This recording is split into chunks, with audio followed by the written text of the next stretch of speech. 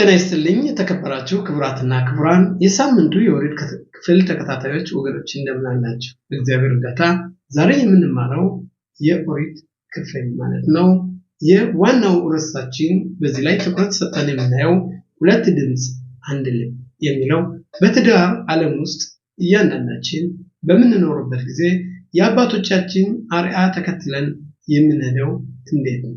እንደነ አብርሃም እንደነ ሳራ እንደነ ይስሐቅና ርብቃ ያለ ህይወት ለመገንባት ወይም የአንድ አይነት ሁለት ድምጽ ሁለት ሰዎች በአንድ ትዳር በሚኖሩበት ጊዜ ወይም በአንድ ቤት በሚኖሩበት ጊዜ እንዴት ሁለት ድምጾች አንድ ልብ መፍጠር ይችላሉ የሚለው ርዕሳችን የዛሬው የሳምንቱ የኦሪት ክፍል በእግዚአብሔር እርዳታ በሲያታ ድሽማያ የምናየው ይሆናል ማለት ነው።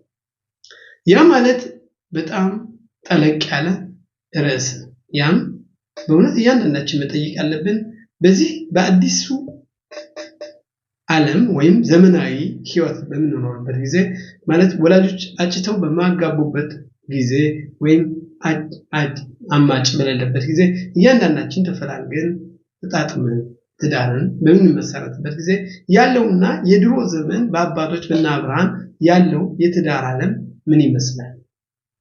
ያስ የእያንዳንዳችን የሥራ ድርሻ ሁለት ሰዎች በአንድ ቤት በሚኖሩበት ጊዜ እያንዳንዱ የሥራ ድርሻ ምንድነው? ወይም ሁለቱ ሰዎች በሚኖሩበት ጊዜ አንደኛው ሰጪ ሌላው ተቀባይ፣ አንደኛው ሰሚ ሌላው ተናጋሪ የሚሆንበት ነው ወይስ ሁለቱም የሚናገሩበት በአንድ ደቂቃ ሁለቱም የሚሰሙበት ህይወት መመስረት ይቻላል? ከዚህ ላይ የምናየው እንግዲህ ምንድነው የምንለው በሚያውቁት ሀገር በልብሱ ያውቁታል፣ በሚያውቁት ሀገር ደግሞ በሚናገረው በቃሉ ያውቁታል እንደሚለው ካነጋገራችን ነገሮቹ ስለኛ ማንነት ሊገልጹ ይችላል።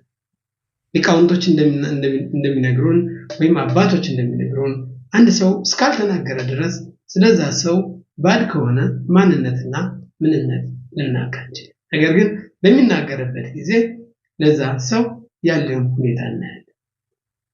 በዚህ ማለት ነው ለመጀመሪያ ጊዜ የሳራ በዚህ በሳምንቱ የኦሪት ክፍል በሁለት ፓራሻዎች ያየናቸው በፓራሻት ለክለካና በፓራሻት ባይራ ወይም በኦሪት ዘፍጥረት ምዕራፍ 12 ጀምረን እስከ ባለፈው ሳምንት ምዕራፍ 22 ያየነው ዋናው የታሪኩ ተቀባይ ተዋናኝ ዋናው አባታችን አብርሃም ነው። አብርሃምም እግዚአብሔር አምላካችን በ3 ዓመቱ ፈጣሪን የፈለገ የእምነት ምሰሶ የሆነው አባታችን አብርሃም እንደሆነ በእነዚህ በሁለቱ ፓራሻዎች ፓራሻት ለክለካና ፓራሻት ባይራ አይተናል። ዛሬ የምናየው በሐየ ሳራ ላይ ያለው በሳራ ህይወት የሚለው ሳራ በዚህ ፓራሻ ከዚህ ዓለም ትለያለች። ነገር ግን የሷ ጥሩ ስራና የሷ ያስቀመጠችው ብርሃን በመቀጠል ከርብቃ ወደ ርብቃ በመተላለፍ በዛን ደረጃ ማለት ሳራ የህይወትን እስትንፋስ በዚህ ዓለም አስቀምጣ የህይወትንና የእምነትን መሰረት ያስቀመጠች እናት ትልቅ እናት ነች። በነገራችን ላይ ሳንጠይቅ ማናልፈው ለምን ስለ ሔዋን የመጀመሪያው የዓለም እናት ነች። ታዲያ ለምን ኦሪቱ የሔዋን ፓራሻ ተብሎ አልተጻፈም? ነገር ግን የተጻፈው በሳራ ሐየ ሳራ የሳራ ህይወት የሚል ሳራ ለራሷ ፓራሻ አላት። ይህም ራሱ መጀመሪያ አጠያያቂ ነው። ምክንያቱም እንደምናየው እግዚአብሔር ኦሪትን ወይም ለሰው ልጅ የሚሰጠው በሚያደርገው ስራ ነው። ስራህ ያርቃል፣ ስራህ ያቀርባል። ምክንያቱም እዚህ ላይ የምንገነዘበው ሳራ እንደ ሔዋን አይደለች። ሔዋን ብዙም ጊዜ በሱ ላይ ያደረገችው እንቅስቃሴ የለም። በራሷ ላይ ማለት መጀመሪያ የነበረችበት ካለም ከተፈጠረው የመጀመሪያዋ እግዚአብሔር የፈጠራት። ሆኖም ግን አንድ ሰው የመኖሩ ትርጉም ባለፈው እንዳየነው ራሱን ብቻ ማዳን ወይም ለራሱ ብቻ መኖር አይደለም። ያ ለህዝብም መብቃት ለሰው መትረፍ አለበት። የሳራና የአብርሃምን ባየነበት ጊዜ በዚህ በፓራሻት ለክለካ በኦሪት ዘፍጥረት ምዕራፍ 12 ላይ ያየነው አባታችን አብርሃም እግዚአብሔር አምላክ ለመጀመሪያ ጊዜ እኔ ወደ ማሳይ ቦታ አገርክን ዘመዶችን የአባትን ቤት ለቀህ እኔ ወደ ማሳይ ቦታ ሄድ ባለው ጊዜ ምንድነው የሚለው ለመጀመሪያ ጊዜ ስለ ሳራ ሁኔታ እናያለን። ሳራ መቼ ነው የምትናገረው? ርብቃስ መቼ ነው የምታወራው? በምን ጊዜ ነው የምናገሩት? በሚለው ጊዜ በትዳር ዓለም ውስጥ በምንኖርበት ጊዜ የመነጋገርና አንደኛው ሰሚ ሁለተኛው ተሰሚ ሆኖ መደማመጥ አለበት። በዚህም ጊዜ አባታችን አብርሃም ይናገራል እስካሁን ያየን። ሳራ ግን የተወሰነ ቦታዎች ላይ ድምጿ የሳራ ሁኔታ በኦሪት ላይ ተጽፏል። ያም ለመጀመሪያ ጊዜ የምናየው በኦሪት ዘፍጥረት ምዕራፍ 12 ላይ ቁጥር 4-5 እንዲህ ይላል። ወይልህ አብርሃም ካሸር ዲበር ኢላቭ ሐሸም ወይልህ ኢቶሎት አብርሃም እግዚአብሔር እንደተናገረው መንገዱን ሄደ ቀጠለ። አብርሃም ከሐራን ሲወጣ 75 ዓመት በሆነው ጊዜ አብርሃም ከሐራን ወጣ። በዛን ሰዓት ምን ሆነ? ላይካህ አብርሃም ሳራይ እሽቶ ለመጀመሪያ ጊዜ ሳራ ሚስቱን ይዞ ሄደ ይላል። ואת בן אחיו ואת כל רכושם אשר רכשו ואת הנפש עשו בחרן. ሎጥም የአጠራቀሙትን የሰሩትን ገንዘባቸውን ንብረታቸውን ይዘው ከዛ አብርሃም የ75 ዓመት ሰው ያለ ሳራንም አብሮ ይዘል። ከዚህ ላይ ሳራ ስለ ሳራ ምንነት አይገልጽም። እንደማንኛውም ነገር ንድም ስትል በአብርሃምና በሳራ ላይ ንግግሮችን እናይ። ማለት አብርሃም ሲሄድ ሳራ የት ነው የምንሄደው ብላ ጠየቀች። ኦሪት መጻፍ ይችላል መናገር ይችላል። እኔ አገሬን ትቼ ዘመዶችን ጥዬ አልሄድም አላለች። ራሱ አንድ ድምጽም አንሰማ። ለምን እንደዚህ ነው? ባል በወሰደው ቦታ ሁሉም መሄድ አለበት ወይ? እዚህ ላይ የሳራን ድምጽ አንሰማ። ሳራ አትናገር። እዚህ በምዕራፍ 12 ላይ ቁጥር 11 እስከ 19 እንዲህ ይላል። ይህ ካሸር ክሬብ ለቦል ሚጽራይማ ויאמר אל שרי אשתו הננה ידעתי כי אישה יפה טהרה מראת አብርሃም ራብ በሆነበት ጊዜ ወደ ግብጽ ሄደ። በዛን ሰዓት አብርሃም ምን ይላል ለሚስቱ ለሳራ? አንቺ መልካም እንደሆንሽ እኔ ዛሬ አውቃለሁ። وهيا كيرو يرتاح مصرين ግብጻን በሚያዩበት ጊዜ ሚስቱ ነሽ አንቺ ሚስቱ ነሽ ይላል። እዛን ጊዜ እኔ ንገሪኝ። ስለዚህ እምሪና አኾቲ አት ስለዚህ እኔ እህቱ ነኝ በይ። በዛ ምክንያት ጥሩ ይሆንልኛል። እንዴት ሊሆን ይችላል? አብርሃም ሚስቱን ወደ ግብጽ በወረደበት ጊዜ ግብጻን አይተው እንዳይገሉኝ እባክሽ እህቱ ነኝ በይ እና እኔም በህይወቴ ተርፋለሁ ብሎ ለሳራ ይነግራል። ሳራ በዛን ሰዓት አንተ እንዴት ባለቤቴ ነህ? እኔ እንደዚህ ችግር ሲደርስ እኔን ሲወስዱት እንዴት አንተ ትፈራለህ? ምን አይነት ከዛሬ ጀምሮ አንተ የኔ ባል ትዳራቱንም ለመጠየቅ ትችላለህ። አንበሳ ገላለሁ ዝሆን ገላለሁ የሚለው ባልሽ አይጥ ቢያንኮሻኩሽ ገደል ገባልሽ እንደምንለው እንዴት ሊሆን ይችላል? አንድ ባል ለሚስቱ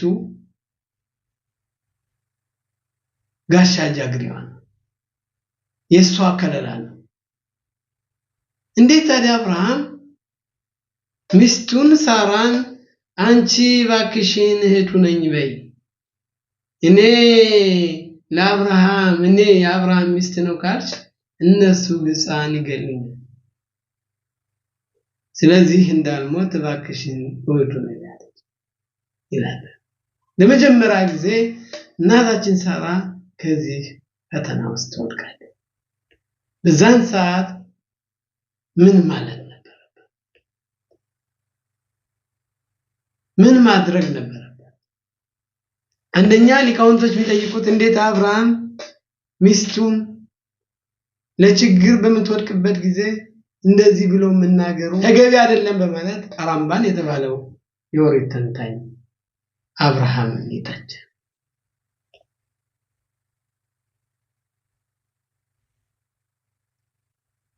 ለማን ያተብላ በወረ في التاريخ በግላለፍ የሚለው ምን ይላል? አብርሃም ለምንድነው ይህን ያለው? አብርሃም ነብይ ነው። ምናልባት እኔ ኃጢአት ሰርቼ ይሆናል እኔን ሊገድለኝ ይችላል። ነገር ግን ሳራ ጻድቅ ስለሆነች ቢወስዷትም ፈጣሪ አምላክ እኔ እየተመለከትኩ ነው፣ ምን ችግር የለበት። ስለዚህ ለሳራ ምንም ችግር ሊደርስ አይችልም። ስለዚህ ስለ ሳራ ልጨነቅ እምጨነቀው ስለኔ ነው። በእውነት ልክ እንደዛ ሁሉ እዚህ ላይ ምን ነግረን ምንድነው የሚለን? ואיו קבוע אברהם מצרים ויראו המצרים את האישה כי יפה תוארי מאוד በጣም መልካም እንደሆነችም ግልጻና ይላል። ויראו אותה שרי פרעה ויהללו אותה אל פרעה ותיקח האישה בית פרעה እነዛ ጋሻ ጀግሮች ሰራተኞች የፈርዖን ሁሉ በጣም ሳራን አወደሷት፣ አሞገሷት፣ ወደ ፈርዖን ቤት ወሰዷት። ሁሉ አብርሃም ይታባቡራ አብርሃምም ጥሩ ሆነለት። ነገር ግን ይላል ፈርዖን በዛን ቀን በወሰደበት ጊዜ ለአብርሃም ጥሩ ነገር ሆነለት ይላል። ነገር ግን በነጋ ሸም የተፈሮ በነጋኢም ግዶሊን የፈርዖንን ቤት እግዚአብሔር በከባድ ወረርሽኝ መታው። ቤቷል ደባር ሳራ ይሽት አብርሃም የአብርሃምን ሚስት ስለወሰደ እግዚአብሔር በፈርዖን ላይ መቅሰፍት አመጣ። ከዛም ፈርዖን ተጨነቀ፣ ተጠበበ። ለምን ብሎ ጠየቀ። በይክራ ፈርዖን ለአብርሃም ወዲያውኑ ለዚህ ችግር መፍትሄ ይልባት ለማግኘት አብርሃም ተጠራ። በዮሜር ማዞት አሲታሊ ምንድነው ያረከው? በእኔ ያለው ለማልዋ ጋድታሊ ኪይሽተኻይ ለምን ሚስቴን ቻላልክም? ፈርዖን ለዚህ ነው አብርሃም ሳራን ምንም እንኳን ቢወስዳት ምንም ችግር የለም ፈጣሪ ከሷ ጋር ነው። ለምን እህቴነች አልከው?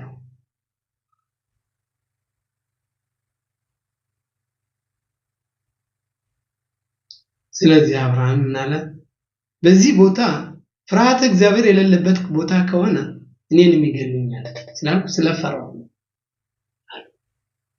ከዛ ፈርዖን ሚስቱን መለሰለት። ከዚህ ላይ ምናየው በትዳር ዓለም ውስጥ ብዙም ጊዜ እንተቻለን። እንዴት ሳራ ባሏን ለምን እንደዚህ አረከኝ ብላ አንድ ቃል እንኳን ኦሪት አትገልጽም፣ ሳራ አልተነገረችም። መናገር ሲገባት መተቸት ሲገባት ማለት ሲገባት ሳራ በምዕራፍ 16 ቁጥር 1 ላይ ስለ ሳራ የሚነግረን ምንድነው?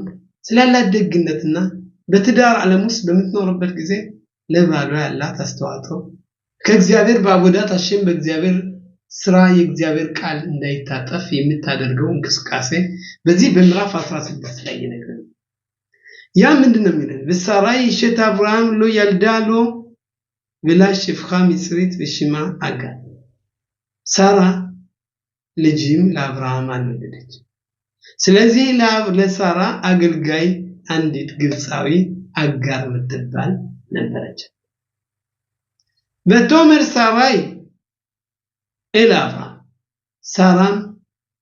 ሳራይ ለአብርሃም እንዲህ አለች፣ እኔና ጽረኒ አሸም ልደት እግዚአብሔርም ማህፀንን ዘግቶታል። ቦና ኤል ሽፍኸቲ ወደ አገልጋዬ ና ግባ ወላይ ኢብነ ሚመና ቢሽማ አብራም ኮልሳ ምናልባት በሷ እገነባል የእግዚአብሔር ቃል ዝም ብሎ ባዶ እንዳይሆን እግዚአብሔር ያለው ቃል እንዲፈጸም እኔም እንድገነባ ወደ አገልጋዬ ገብተህ ልጅ ወለድ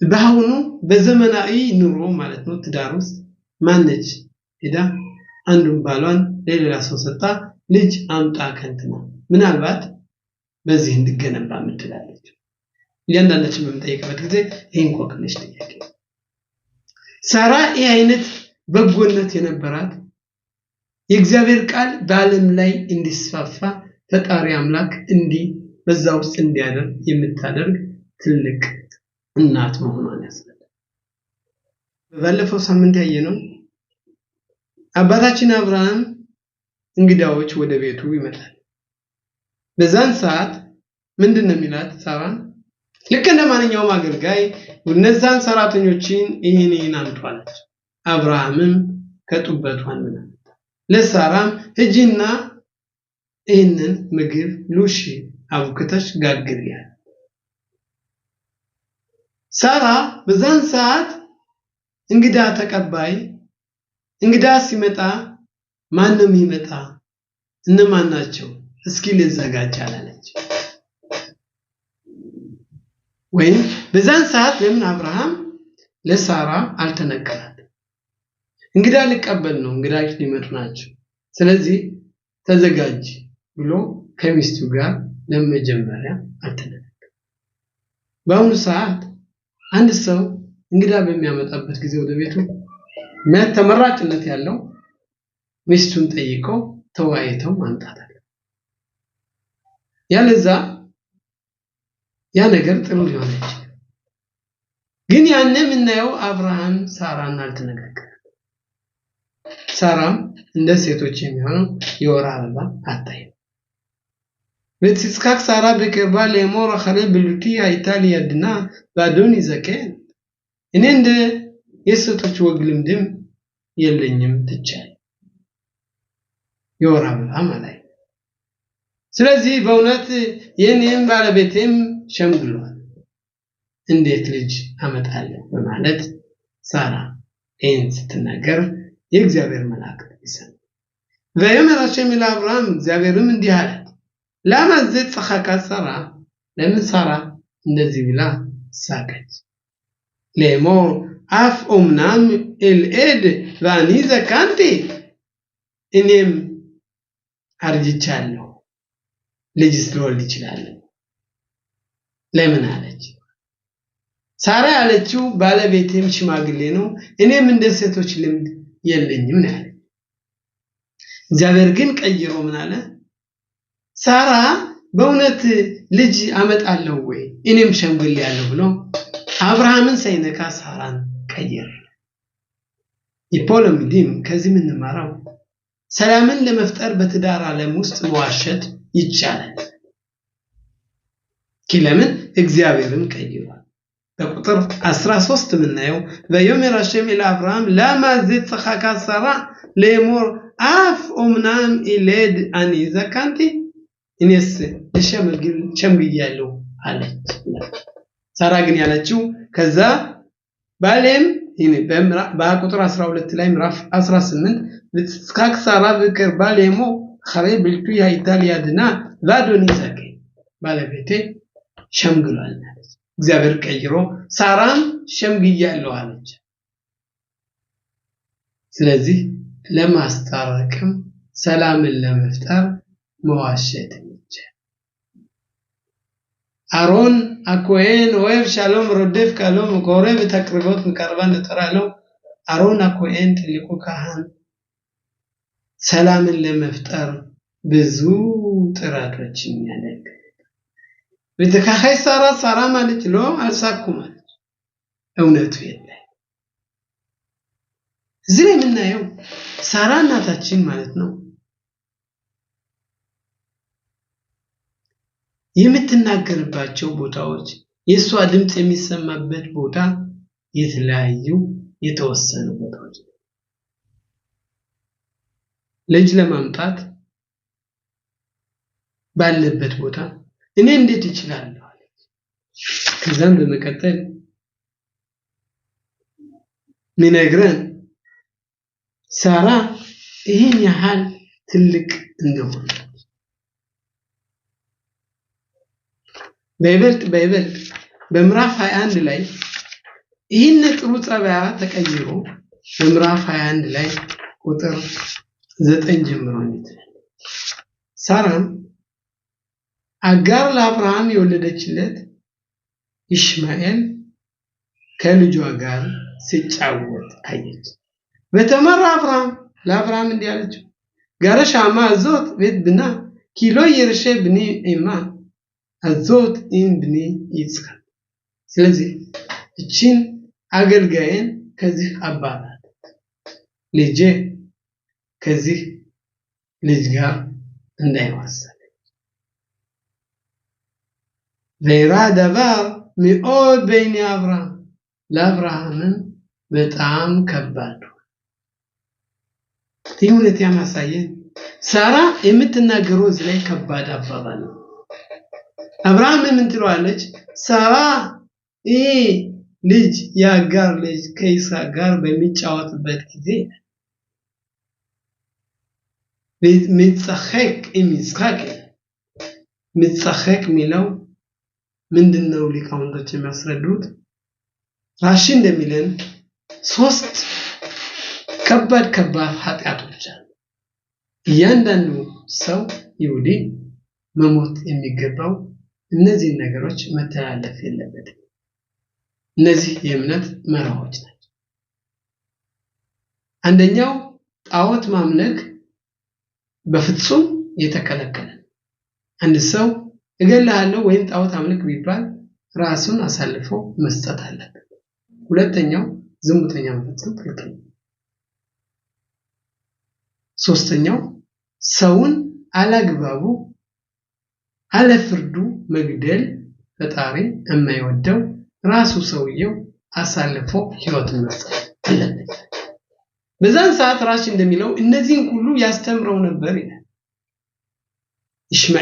እስማኤል ይህን ነገር ይስሐቅን ያስተምረው ነበር። ይህን በየቀኑ የምትከታተል የምታይ ማነች? ሳራ ነች።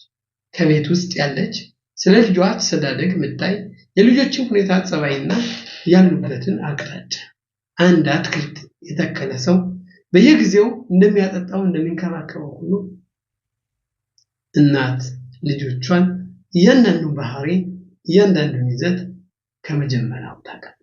የሚወጣ ጠላ ከጥንስሱ ያስታውቃል እንደሚባለው እናቶች በቅርብ ያሉ ስለ ልጆች ጸባይና ስለ ልጆች ታንጸው እንዲያድጉ የሚከታተል ኃላፊነት እና ብቃት ችሎታ ነው። ምክንያቱም እናቶች ጥበበኞች ናቸው። ቢና የትራን አታን ላይ ቢና ማለት ነገሮችን ዕውቀት ሳይሆን ከነገሮች ብልሃት ማለት በብልሃት ማስተዳደር የሚችሉ የቤቱን ጉዳይ ሁሉ የሚፈጽሙ። በዚህ ሰዓት ሳራ ይህንን ስለምታውቅ ራምባን የተባለው የሚለው ምንድነው የሚለው? ምክንያቱም ኢስማኤል ምንድነው የሚለው? ከይስሐቅ ጋር ይጣሉ ነበር። ለምንድነው? ውርስ የሚወስደው የአብርሃምን አርያ ተከትሎ የሚሄደው ወይም ገንዘቡን ሁሉ የሚወስደው ህዝብን ዓለም የሚያስተዳድር እኔ ነኝ ወይስ አንተ ነው እያለ ሲጨቃጨቁ ሲጣሉ ወደ መጥፎ ነገር ይስሐቅን ሊያገባ ኢስማኤል ይጠር ነበር። ስለዚህ ሳራ ይህን በማየቷ አብርሃምን እቺን አገልጋይን ሰራተኛዋንና ልጇን አባረረ። አብርሃምን ይህን ነገር ማየት አልቻለም። ምክንያቱም እሱ የውጭ ሚኒስተር ነው፣ ሳራ የሀገር ውስጥ ሚኒስተር ነች።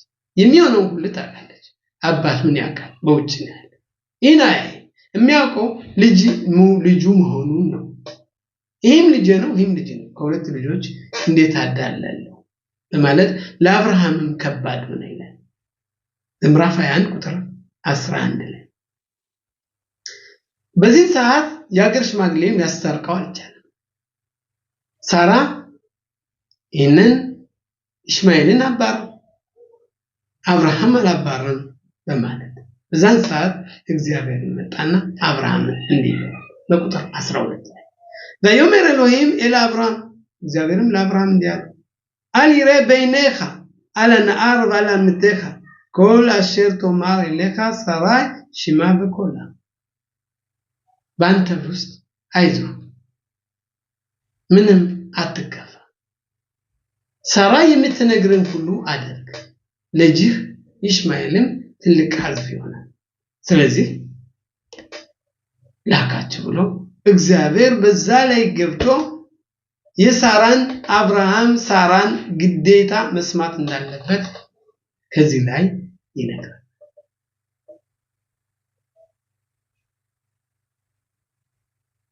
ሳራ በዚህ ሰዓት ማለት ነው ሊቃውንቶች እንደሚሉት ከአብርሃም የበለጠች ነብይ ነበረች ደረጃዋ በትንቢት ደረጃ ከአብርሃም የበለጠች ትልቅ ነብይ ነበረች ምክንያቱም እዚያው ኻኻም ትልቅ የሚባለው የእግዚአብሔርን ፈለጋ የሚያይ እናቶች ማን እንደሚወርስ ማን እንደሚያደርግ የልጃቸውን ጸባይ ያውቃል ስለዚህ ሳራ ያየችው ታሪኩን ተከትሎ እና አብርሃምን እና ሳራን ይዘት ይዞ የነሱ ትምህርት ታንጾ በትክክለኛ ያደገ ይስሐቅ እንደሚሆንና እሱም እንደሚሆን ነገር ግን ከኢስማኤል ጋር አብሮ ከኖረ ወደ መጥፎ ጎዳና እዞ እንደሚሄድ ትናገራለች በዛን ሰዓት ከሳራ አመናየው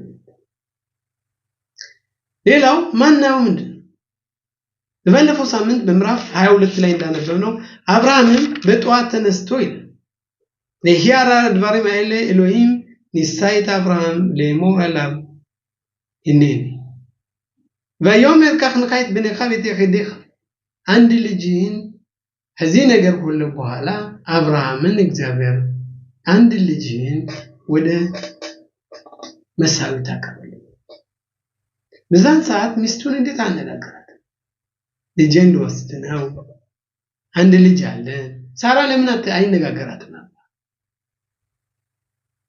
ለሱ ሌላ ልጅ አለው እስማኤል አለ ሳራ አንድ ልጅ በ90 ዓመት ነው ለምን አይጠይቃት ይህ ባሁን ዘመን በእኛ ትውልድ ቢሆንስ በእኛ ዓለም ያለው ትዳር ቢሆንስ ለምንድን አብርሃም ሳራ ላይ ጠይቃት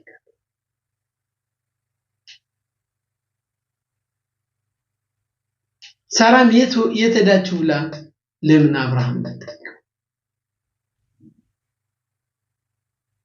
በእነዚህ በሁለት ጥንዶች ላይ በምናይበት ጊዜ ሳራ የምትናገረው ውስጣዊ ሁኔታ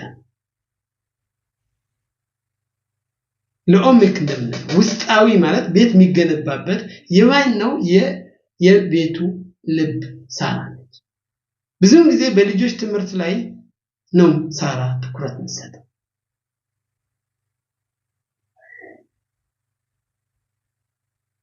ነገር ግን ልጇ በሚሄድበት ጊዜ ወይም እንግዳ በሚቀበልበት ጊዜ ለሳራ መንገር ነበረበት ነገር ግን ሁሉን የውጩ ሚኒስተር ሁሉን የሚያደርገው አብርሃም የሚያደርገው ትእዛዝ የሚፈጽመው ድርጊት ለኔና ለሱ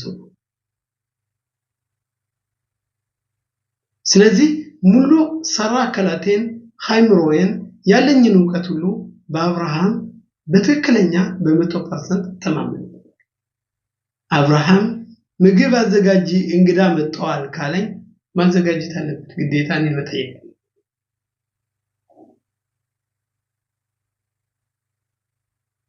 ልጁን እንኳን አንድ ልጁን ይስሐቅን መሳዊት አቀርባለሁ ካለ እርግጠኛ ነኝ አብርሃም ለምን እንደሚያቀርብ ሁለት ሰው አለን ከቤት ነገር ግን አንድ ልብ ነው እርግጠኛ ነኝ እግዚአብሔር አምላካችን ለአብርሃም ዘርህን እንደ ሰማይ ከዋክብት እንደ ምድር አሸዋ አበዛዋለሁ ካለው እውነት ነው ስለዚህ አብርሃም ልጅ የሚያመጣበትን መንገድ መፈለግ አለበት ስለዚህ አጋር ገብቶ ኢስማኤልን እንዲወልድ እኔ ማድረግ አለብኝ ብላ ባሏን ለሌላ ሰራተኛ ሰጠች ነገር ግን አብርሃም የማያየውን ይዘት ወይም ቅርጽ ሳራ በዚህ ላይ ትኩረት ሰጠች አብርሃም ያላየውን የልጅ ትምህርት ያስተዳደግ ሁኔታ የወደፊቱን ትውልድ የሚገነባ የሚወጣው ከይስሐቅ እንደሆነ ስላየች ስለዚህ ይስሐቅ አብርሃም ምንም እንኳን ያላየውን እቺን አገልጋይና ልጇን አባል ለአብርሃም ተነግሯል። ስለዚህ የሳራ መሞት ሞት አይደለም። የሳራ መሞት አዲስ ህይወት የሚገነባበት አዲስ ትውልድ የሚታነጽበት መድረክ ነው ያቋቋመችው። በዚህ ላይ ያም ይላል ይሄ አዲስ ግንብ አዲስ ህይወት የሚመሰረትበት ይስሐቅ ርብቃን ሲያገባ ቤቱን ብርሃን ሲገባበት ነው። ስለዚህ እናቶች ውስጣዊ አመለካከት አላቸው። ቤቱ ማንን ይመስላል? እናቶችን ይመስላል። እናቶች ያሉበት ቤትና ወንዶች ያሉበት ቤት አንድ አይነት አይደለም። ይዘት አለው፣ ቅርጽ አለው። ከቤት በመንገባበት ጊዜኛ ምናየው የምንቀመጥበትን ወንበር ብቻ ወይም የመተኛውን አልጋ ብቻ ነው። ምን እንደተነጠፈ ምን ዕቃ እንዳለ ቤት ውስጥ ማየት አንችልም። ምክንያቱም የኛ አቀራረጽ የኛ ሁኔታ አንድ አይደለም። እናቶች ግን በትክክለኛ ከሐስከተ ድረስ በትክክለኛ ይመለከታሉ። ያ ማለት ሁለት ድምጾች አሉ፣ ሁለት ነገሮች አሉ፣ ነገር ግን የሚገነቡት አንድ ልብ ነው። አንዱ አንዱን ያሟላው። ለዚህ ነው በኦሪት ዘፍጥረት ላይ ያለው ሰው ብቻውን ይሆን ዘንድ ጥሩ አይደለም፣ ስለዚህ ከምረዳት እንፍጠር። ዛም ላይ ምንድነው ይለው? አባት እናቱን ይተዋል፣ በሚስቱም ይጣበቃል፣ አንድ ስጋ ይሆናል ብሎ ኦሪት ለመጀመሪያ ጊዜ የትዳርን መርሆ የትዳርን ይዘት ያስቀምጠው ኦሪት ያስቀምጠችው መቼ ነው? ይሄ አይነት ህይወት ነው። ስለዚህ ምንድነው ማታያጊው ማሳይ ለማሳያ ቦታይ የኔ ተግባር መቼ ነው የአባቶቻችን ያህል መድረስ እንችላለን? ልክ እንደ አባቶቻችን ተማምነን ምንኖር አንዱ ለአንዱ ልብስ ሆኖ አንዱ ለአንዱ ተገን ሆኖ አንዱ ለአንዱ ጥላ ሆኖ ምንኖረው እንዴ? ባሁን ባለነው ዘመን ያለው ሐሙስ ተጋብቶ ሰኞ ልፋታ የሚል ትውልድ መኖር የለበትም። ያ ማለት ለእያንዳንዱ ሰው እኔ ብቻዬን ብቻ አንድ ሰው ሁለት ሰዎች አሉ፣ ግን ሁለቱም ሰዎች ከተዳሩም በኋላ እያንዳንዱ የሚኖረው የራሱ የግል ህይወት ካለ ከሆነ ምክንያቱም በእውነት ይሄ አንዱ ለአንዱ መከታ፣ አንዱ ለአንዱ ልብስ፣ አንዱ ለአንዱ የሚፈጽመው ትእዛዝ ራሱ ያንኛው ሊያስተዳድር ለዛም በረከት ሊያወርድ አይችልም። ስለዚህ ይህንን በረከት ማነጽ ምንችለው እንዴት ነው ብለን ራሳችን መጠየቅ። ስለዚህ ምን ይላሉ? አንድ ሻማ ነበር የለም፣ አንድ መብራት ኩራዝ ነበር። ያ ኩራዝ ከዛ ጨለማ ውስጥ ብዙ ጊዜ ያበራ ነበር። ከዛ በኋላ ኩራዝ ሲያበራ የነበረው ኤሌክትሪክ መጣና ፋኖስ መጣ። በፋኖስ ማብራት ጀመረ፣ ብርሃኑ የበለጠው። በዛን ሰዓት ያ ኩራዝ ምንድነው መብራት ምንድነው ያለው? ያንን ፋኖስ እስካሁን እኔ አገልግያለሁ፣ እስካሁን እኔ ያመጣለሁ፣ ካሁን በኋላ ደግሞ አንተ ይህንን ክፍል ብርሃን መስጠት አለብህ ብሎ ነገር እናታችን ሳራ የምትነግረን ማለት ከዚህ ከኦሪት ዘፍጥረት ምዕራፍ 23 የሳምንቱ የኦሪት ክፍል የሚጀምርበት በአዩ ሀየት ሳራ ሚያሻና የስምሻና ሸባሻን ይላል። ባላቱሪም የተባለው ሊቅ ምን ይላል?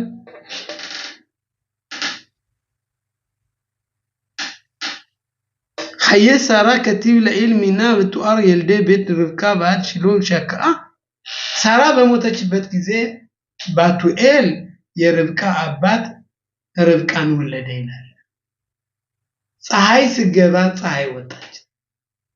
ፀሐይ ስገባ ማለት ሳራ ይህን ዓለም ስትለቅ ርብቃ በሷ በግሯ ተተካች።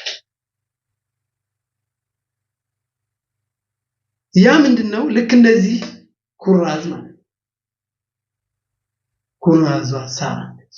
መብራት ስትሰጥ ለዓለም መብራት ስትሰጥ የአብርሃም ቤት የደግ ቤት የተባለው አብርሃም ስላበሰለ አብርሃም ስለሰራ እናታችን ሳራ ከቤቱ ውስጥና የደግነትን መሰረት ስላስቀመጠች የአብርሃም ቤት የተባለው አብርሃም እንግዳ ተቀባይ የተባለው እሱ ብቻው ነው። ዋናው የቤቱ መሰረቱ ሳራ ስለሆነች ስለረዳች። ስለዚህ ያንን ነገር መቀጠል አለ። ያንን የምንቀጥለው ምንድነው? አብርሃም እና ሳራ የሚያስተላልፉት ለይስሐቅና ለረብቃ። ለዚህ ነው ሳራ ሞተች። ሳራ ሞተች የሳራ ሞት አይደለም የተባለው ፓራሻ የተባለው ሀየት ሳራ ነው። የሳራ ህይወት ነው የተባለው። ለምን? ሳራ በዚህ ዓለም ያለችውን ብርሃን አብርታ የዚህኛው ፀሐይ ሲጠልቅ የዚህኛው ፀሐይ ወጣ። ፈጣሪ አምላክ ጥሎ አይጥሉ አምላክ መሪና መብራት ከኛ አይነሳ።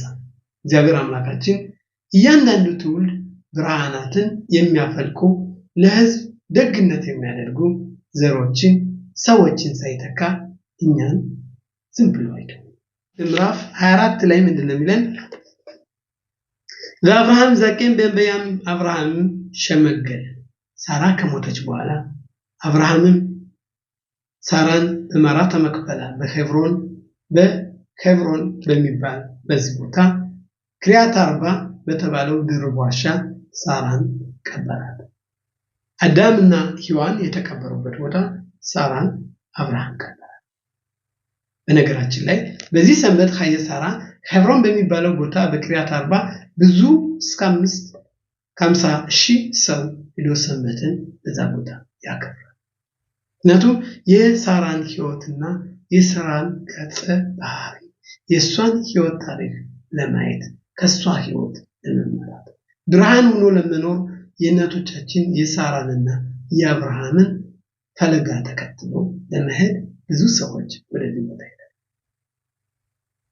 ከዚህ የሳራ ህይወት ካለቀ በኋላ የሚጀምረው አብርሃምን በሸመገለበት ጊዜ ለአብርሃም ዘቀን በያሚያሚ በረኽ እት አብርሃም ልኮ እግዚአብሔርም አምላክን በሁሉም ነገር በየመር አብርሃም ይላል። አብርሃምም ለአገልጋዩ እንዲህ አለ፣ ዘቀን በቱ ከወሱ አለው አለ ሞሸል ኮላሸር ነው በሱ ውስጥ ያለው በሽበኻ እኔ በፈጣሪ አምላክ እኔ አምናለሁ ለልጄ ከዚህ ከነዓን አገር ሚስት እንዳትወስድ ከአገሬ ከዘመዶቼ ሄደ ለልጄ ለይስሐቅ ሚስት አምጣል ብሎ 10 ግመሎችን ሰጥቶ ኤሊዘርን ርብቃን እንዲያመጣ ይልኮ። እዚህ ሰፊ ነው ምዕራፍ 24 ላይ ያለው 10 ግመሎችን የሰጠው ለምንድን ነው ይላል። ግመል የበረሃ መርከብ ነው። ግመል ይላል የሚጠጣው ውሃ ብዙ ነው። እንደኛ የርብቃን ደግነት ከደግ ቦታ የሚመጣ ሰው ደግ መሆን አለ። ስለዚህ ያላትን የርብቃን ደግነት ለማወቅ ወደ ወንዙ ወዳልከበሩ ኤሊዘር 10 ግመሎችን ይዘው እነዛ 10 ግመሎች ለምንድን ነው የወሰዳቸው? ርብቃ ደከመኝ፣ አይ ካሁን በኋላ ታክቶኛል አልፈልግም። የድካም ጸባይ የላትም። አንተም ጠጣ ግመሎችን አጠጣለሁ ማለት 10 ግመሎችን ያጠጣች ልጅ ነች። ግመል ሌላው ተምሳሌ ይላሉ። ግመል ከሌሎቹ የመጓጓዣ የድሮ እንስሳቶች ውስጥ ግመል ጌታውን ወይም ምን እሱ ላይ በሚሰቀልበት ጊዜ ብዙ ችግር አመጣ። ወደ ታች ርኮብ ካለው ተኛ ካለው ከዛ ተንበርክኮ ያንን ሰው ተሸክሞ ተሰቅሎበት ይነሳል። የደግነት ጸባይ ማለት የደግነት ተምሳሌ ማለት። ስለዚህ በመጨረሻው አካባቢ ምንድነው የሚለው? ከዛ ኤሌዘር የጸለየው ጸሎት አለ። ሲኻታን ሸላበዲ ተርሚ ተልሙዳም ሸላባኒ የአገልጋዮች የዚህ ታሪክ የመጣው ከልጆች ኦሪት ይበልጣል። አገልጋዮች ታማኝ ኤሌዘር የጸለየው እግዚአብሔር አምላክ መንገዴን ካሳካልኝ ለአገልጋዬ ለአብርሃም ለልጁ ሚስት በምን የምመጣው እኔ የምሄድበት መንገድ ከተሳካልኝ እግዚአብሔርን በእውነት አሳካልኝ።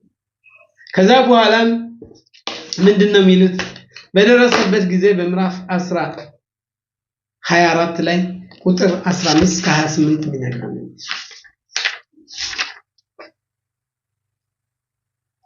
ይፍላ በጣም ትልቅ ነው።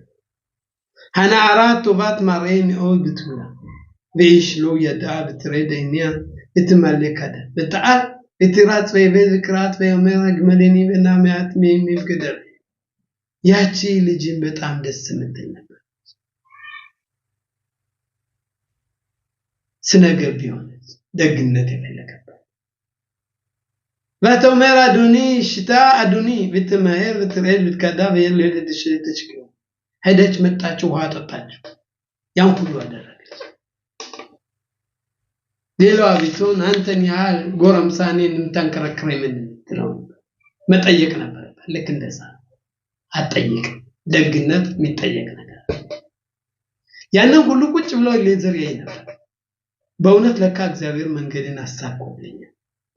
እግዚአብሔር ስላሳካልኝ ለጌታዬ ልጅ ሚስት የምትሆን ደግነት ያላት እንደዚህች አይነት ሰው መውሰድ አለብኝ ብሎ ከዛ በዛ ላይ ምን ይሄ ሁሉ ከተተነተነ በኋላ ከተናገረ በኋላ ወደ አባቷ ቤት ወሰደችው። ከዛም ተገናኙ። ያን ለባን በቱኤል በየምሩም ያሸም ያጻለ ይሁሉ ከሆነ እግዚአብሔር የፈቀደው ትዳር ነው አለ። በቁጥር 50 ምዕራፍ 24 እኔ ርብቃ ለፈነካ ከخلخابት የለይሻ ርብቃን ወሰደ ለጌታም ሚስት ትሆናል። ካሸር ሊበረሽ ልክ እግዚአብሔር እንደተናገረ ይህ ካሸር ሻማ አይበት አብርሃም የተደበረኝ ይሽታው አጣላሽ ያገልጋይን ይህንን ድምጽ በሰማ ጊዜ ፈቅደና መውሰድ ይችላል በሚሉት ጊዜ በግንባሩ ወድቆ ሰገደ። በዚያ አይበት ኮላከስ ያመጣው ሁሉ ሀብት ንብረት ሁሉ ማጫው ወይሽቱ በይخلو በነሻሸር አይሞ ያሉን ወይኩም በበከር በይሞ ሽልካን ይላል። በሉ ጠጡ አደሩ በጧት ተነሳ። እሱ ማለት እንግዲህ ላኩኛል በየሙ ንክራንና አራ እንሻላ ኢትዮጵያ ልክ እንደሆኑ ዘመናዊ እባካችሁ እንግዲህ እቺነን ወጣቷን እንጠይቃት ትሄዳለች ወይ ትፈልጋለች ወይ ሳትፈልግ እሷን በማላውቀው ሀገር በማላውቀው ቦታ ማንን ሳላየው ሳልን መለከተው ፎቶ ሳላየው ብላ ጠይቀች። ላይክሩ ባይምሮልያ በትልኺ ማይሻተ ለቶማር ይሄ ከዚህ ሰው ጋር ተጃለሽ ሷም ሄዳለች።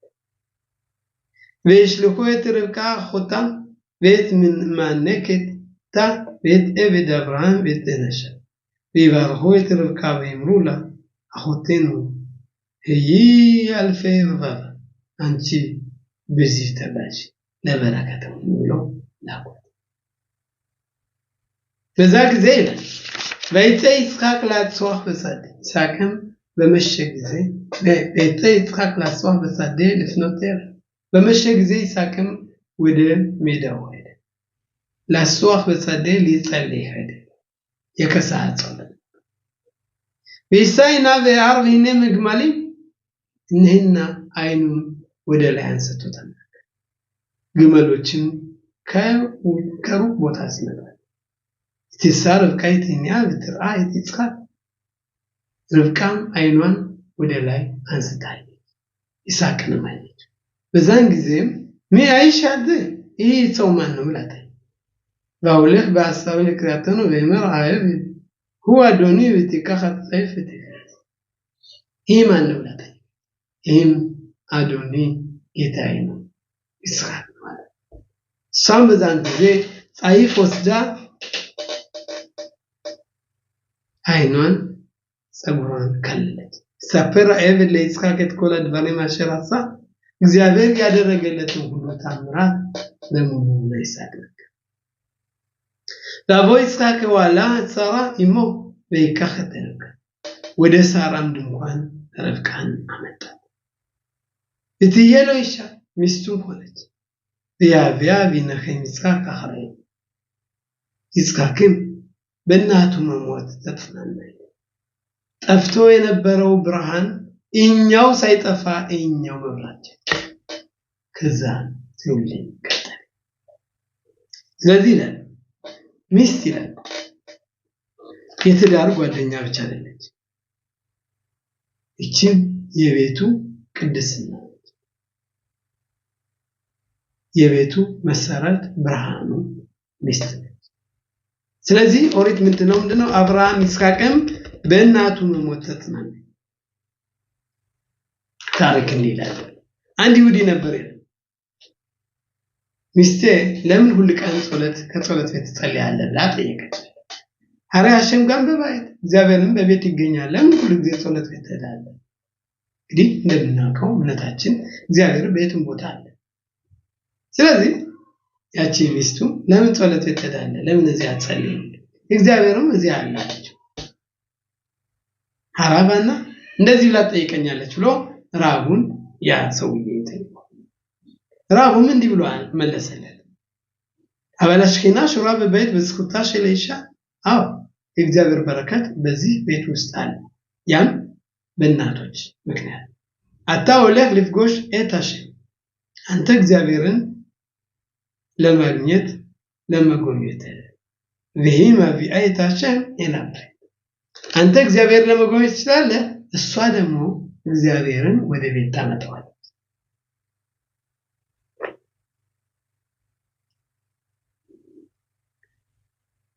ሚስቱ ምስቴ እንዲህ ብላ ጠየቀችኝ ለምን ጸሎት ቤት ትሄዳለህ እግዚአብሔር ከዚህ ከቤት ካለ ብላ ጠየቀች ብሎ ራቡን ጠየቀው ራቡን ምን አለው አዎ አንተ ጸሎት ቤት የምትሄደው እግዚአብሔርን ለማግኘት ነው እግዚአብሔር ጋር ለመገናኘት ነው እሷ ግን እግዚአብሔርን ከቤት ታመጣለች ብልህ ሴት ቤቷን ትሰራለች ሰነፏ ግን ቤቷን ታፈርሳለች ስለዚህ አብርሃም ህዝብን በማስተዳደር የውጩ ሁሉ ገንቢ አድራጊ ፈጣሪ ሳራ ግን ቤቱን ውስጣዊን የምገነባ ናት ስለዚህ እናቶች ይገነባሉ አብርሃም ያጸገ ተቋህ ፈጣ እታህራዩት ላሽቢያ አሁን አብርሃም ውስጣው ነው ዓለምን የእግዚአብሔርን ስም ይቀድስ ለخلኻ እንዳየ አህብሊ ባይት ብንኒ ተመልሶ መጥቶ የሰመረ የደስታ ቤት ከለለው ያ ሰው ውጫዊ መብራት ነው ምክንያቱም ልክ እንደ ታህና ደልቅ እየሄደ ኃይሉን ብርታቱን ሚሞላው ከቤቱ ብቻ ሲሆን ከቤቱ በረከት ካለ በውጭ በረከት ሊሰፍንች ስለዚህ ሰው ማን ይመስላል ኑሮው ያሉት ከቤት ያለው ኑሮ የተስተካከለ ከሆነ ሰው ትክክለኛ ኃይሎ የመቆጣጠርና የመበሳጨት ህይወት የሌለው በጣም የተረጋጋና አስተዋይ ሰው የምትሆነው ትክክለኛ ትዳር በአስተሳሰብ ሁለት ድምጾች ነው ቢሆንም ሁለት ሰዎች ቢሆንም አንድ ልብ ስላላቸው አንድ ልብን መፍጠር ከቻሉ አንድ ዓላማ መያዝ ከቻሉ እውነተኛ ጎዳና ያንተ የኔ ነው የኔም ያንተ ነው כמו שאומר בפרקי אבות שלך שלי שלי שלך ምክንያቱም እያንዳንዱ ለአንዱ ብሎ መስጠት ከቻለ ሁሉ ነገር ማድረግ ይችላል כאשר יצחק מביט רבקה לאוהל שרה אמו תורה מדגישה ויביא יצחק אוהלה שרה אמו ויקח את רבקה ותהיה לו לאישה ויאהבה וינצח השם מחרבים נר דולק מערב שבת לערב שבת ራሺ እንደሚለን መብራቱ ከቅዳሜ ጀምሮ እስከሚቀጥለው ይበራል በረሃ ከሊሳ ዳቦ ሲጋገር አፍራሻ ታላ መታረገው የሳራ ቡራኬ ሳምንቱ ሁሉ በቤት በረከት ይሰጣል ከዛ በኋላ ይሁሉ የነበረው ርብቃ በመጣችበት ጊዜ ይህ ደግነትና ይህ በረከት ወደና ይስሐቅ ቤት ወደ አብርሃም ተመለሰ ለዚህ ነው ሳራ አልሞተችም ሳራ በህይወት እንዳለች የሚቆጣ ወይዬ ሀየ ሳራ ያለ የሳራ ህይወት የተባለው ዝም ብሏል ሳራ የገነባችው ግንብ ባጭሩ በቀላሉ የሚፈርሳል እውነታዊ ብርሃንን ያዘ የእግዚአብሔር ጎዳና ይሰጥየው 50 ዓመት ሙሉ ሻማ ታበራለች ሰንበትን ሻማ ቪታሚን አምራ ሁሉ ቀን ትል ነበር ምን ትል ነበር ሃኒሮት ሼሊ ማምሽክም እታኦ ኢማ ሼሊ በሳፍታሽ የኔ ሻማ እማበራው ሻማ የቅድማቴን የናቴን ብርሃን ተከትሎ መሄድ ነው ያለች ሁሉ ቀን ታበራ ከለታት አንድ ቀን ቤቷ ተከተለ ምን አለች አትሰጥዩ አዎ በውጭ ማበራው ሻማ ተቃጥሏል ነገር ግን ከልብ ያለው ብርሃን ለዘላለም እንደበራ ይገኛል ምክንያቱም ሰው የውስጣዊ ብርሃን ካለው የውጫዊ ጨለማ ሊጎዳ ይችላል በባለፈው ላይ አንድ አማኝ እምነት ያለው ሰው ያለው ምንድነው ዕውቀት ብርሃንን ማየት የሚችል ሲሆን በጨለማ ውስጥም ብርሃን እንዳለ ማወቅ አለበት ያይነታል ተይዞ ስለዚህ ውጫዊ ነገሮች የሚያደርጉ ሳራ የተጋፈጠችው ቅድም የጠቀስናቸው ችግሮች በሳራ የተንጸባርቀዋል ነገር ግን ሳራ ከህይወት ከትክክለኛ ከፈጣሪ መንገድ አንድም ጊዜ አንድም ሰዓት አላረካት ከደግነት ጎዳና አንድም ጊዜ ነፍጉነት አልገባም መቼ ነው ነገሮቹ እነዛ መንገድ የሚያስቱ ወደ መጥፎ ጎዳና የሚወስዱ መንገዶች ካሉ በዛ ላይ ሳራ ተነሳ ሐማስቲ ያለኻ ጋራሽ ታማ አዞት ያለችው ሳራ ይሄ ሊሆን አይችልም እቺንን አገልጋይ አባራት ያለችው ነገሮቹ ትክክለኛ ሚዛናዊ የሆኑ ነገሮች ሚዛናቸው እየጸፋ አልሆን በሚሆንበት ጊዜ እርማት ተሰጣለ ሳራ ልክ እንደዚህ ርብቃ ምን ያታለን በሚከተለው ፓራሻ በመናይበት ጊዜ ሁለቱ ልጆቿን ያዕቆብና ኤሳውን በሚታሳድግበት ጊዜ ይስሐቅ ያዕቆብን ኤሳውን ለመመረቅ በፈለገበት ጊዜ ያሉት ሂደቶች እናቶች በልጆቻቸው ትምህርትና በልጆቻቸው ማነጽ የቤትን ቅርጽ የሚሰጡት የሃይማኖት ይዘት የሚያሳፍሩ ለትውልድ የሚያበቁት ናሽም ጻድቃኞች ደጋጋግ ሴቶች እናቶች ናቸው ስለዚህ ለእናቶች ክብር መስጠት ራሳችንን እንድንከበር ያደርጋል አብርሃም አቅጣጫውን ሲያሳይ ሳራና ርብቃ ደግሞ ጠለቅ ብለው ስለ ሕይወት አመለካከትን የሚያሰፉ ስለ ሕይወት ይዘት የሚናገር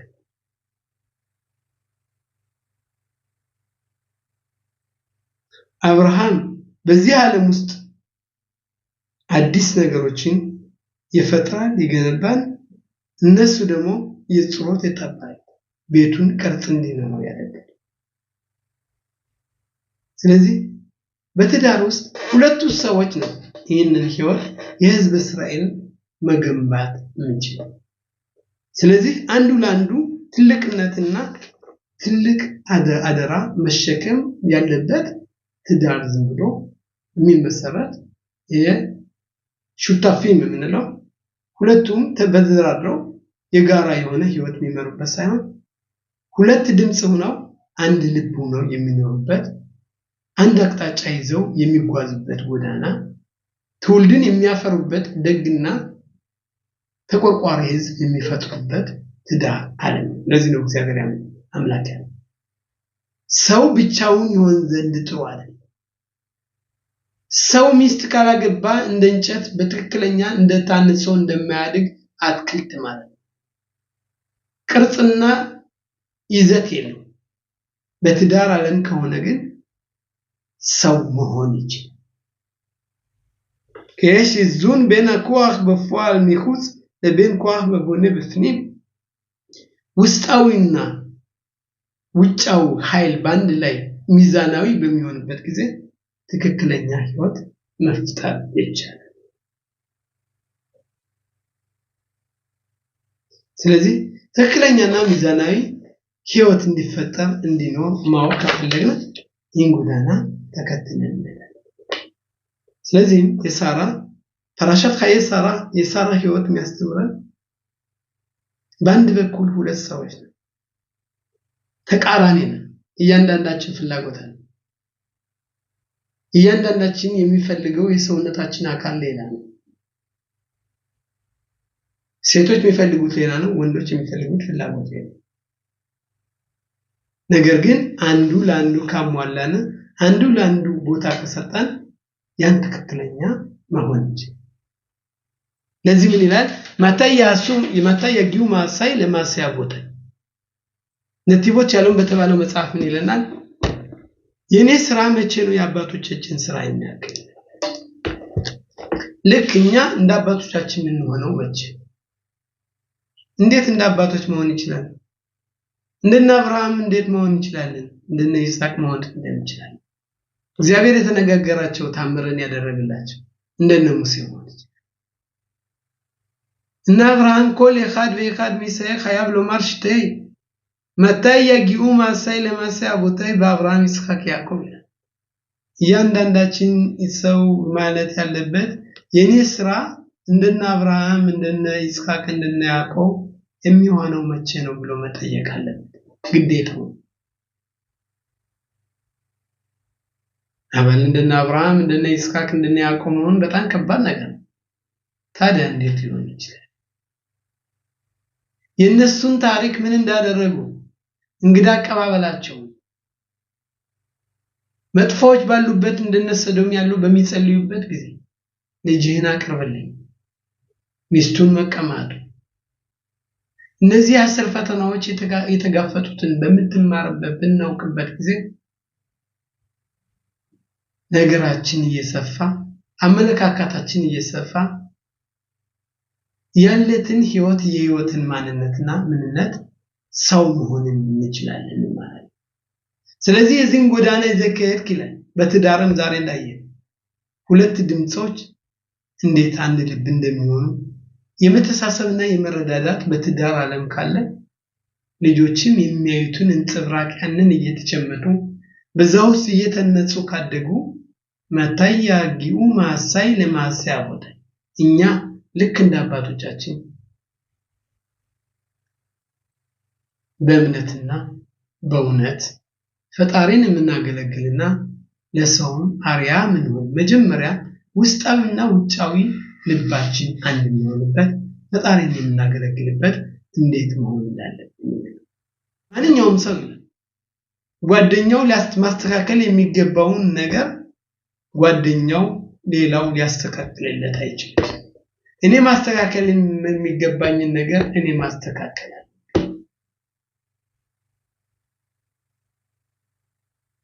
ስለዚህ እኛ የተፈጠርነው ይላል እያንዳንዳችን ማስተካከል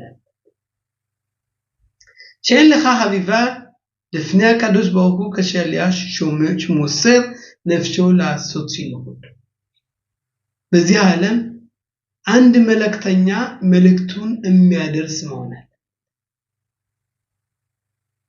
ትክክለኛ የእግዚአብሔር ቃል ለማስተላለፍ ሃይማኖታዊ ከሆነ ሃይማኖታዊ 100% መሆናል ነው 99% በእውነት አመለካከታችን ጥሩ ሰው መሆናል ለምን ለብሰው ልብስ ራሳችን ለዛ እውነት ማለት እውነት ምንድነው ለሰዎች የሚፈልጉት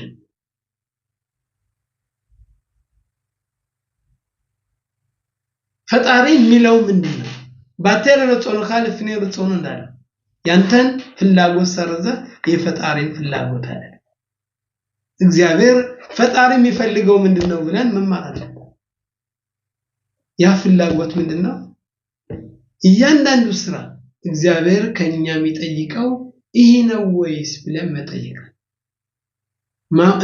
ማመት ነው ሰውን ያለግባቡ መወንጀል ነው ወይስ ህሜት ነው ወይስ ደግነት ነው ወይስ ምንድነው እግዚአብሔር የሚፈልገው የእውነቱን ተናግረ ከመሸብህ እግዚአብሔር አምላካችን ማለት ኦሪትን ሲሰጠን በዚህ ውስጥ ገብተን የእግዚአብሔርን ቃል እንድንማር ማታይ ያጊው ማሳይ ለማሳያቦት ወደፊት እናያለን ያዕቆብን ታሪክ በምናይበት ጊዜ የርብቃንና ይስሐቅ እና ርብቃ ያዕቆብና ኢሳውን በሚመረቁበት ጊዜ እዛ ላይ ምን አይነት ትዳር ነው እንላለን ያ ግን ውጫዊ አስተያየት ውስጣዊ በምንመለከትበት ጊዜ ግን በእውነት ዲቴልስ ጥልቅ የሆነ ሐሳብ ብለው በውጫዊ ፍርደ ገምዳይ መሆን ይችላል ግን ነገሮችን ከውስጥ ማየት አለ ከመሰረቱ መገንዘብ አለ እነዛ ከሆነ ጥሩ ዜጎች ጥሩ ሰዎች እግዚአብሔር አምላካችን ደግሞ ጥሩ ሰዎች የተማርነው በትክክለኛ እንድንፈጽም ዙሮ መዝጊያው ቂራው እንደሚለው የእግዚአብሔር በረከት በእኛ ላይ ሲያደርግ የምንማረውን የምናውቀውን ፈጣሪ አምላክ ሲባርክልን ዙ የተናገርነው አለ በእውነትን ይዞ ከሄደ ግን እግዚአብሔር አምላካችን ፈጣሪያችን ጥሩ ያደርጋል ስለዚህ ሁለት ድምጽ ሆነን አንድ ልብ ከሆነ አንድ ልብ የሆነው በሙሉ የሰው ልጅ ከሆነ ለሰው ብርሃን ማፍለቅ መስጠት ከቻለ በትክክለኛ ፈጣሪ ምንድነው ብለን ያንን ነገር ከተገነዘብን እግዚአብሔር እርግጠኛ ነን በትክክለኛ ህይወት ተድላ በረከት እንደሚሰጥ ችግሮች አሉ ነገር ግን እግዚአብሔር እነዛ ችግሮች ማለት አኮል ሸቢን በዩ ሐየሳራ ሽኔ ሐየሳራ የሳራ ህይወት ሁለት ይላል ሁለት ምንድነው ይላል መጥፎውን ጥሩውን አንድ አይነት ይዘናል በባለፈ ቅድምና እምነት ማለት ብርሃንን ማየት ይሄ ማወቅ ሌላው ደግሞ በጨለማ ውስጥ ብርሃን እንዳለ እንደሚፈልቅ ማወቅ አለ እግዚአብሔር አምላካችን ይባርከን ይጠብቀና ፈጣሪ አምላክ ሰላም ይስጥና መልካም ነው የሚቀጥለው ፓራሻ እስከነገናኝ ድረስ ሸባት ያለው ነው